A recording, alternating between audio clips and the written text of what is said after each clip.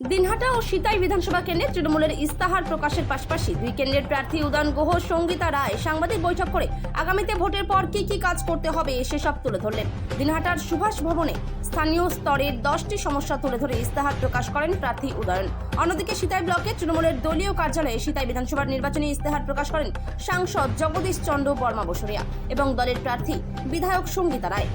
কোচবিহার থেকে সুমন মণ্ডলের report, big news Bangla. 10টা প্রতিজ্ঞা আমাদের দিনহাটা বিধানসভা ভিত্তিক 10টা প্রতিজ্ঞা, সেগুলো আমরা সাংবাদিকদের সামনে বলেছি। এগুলো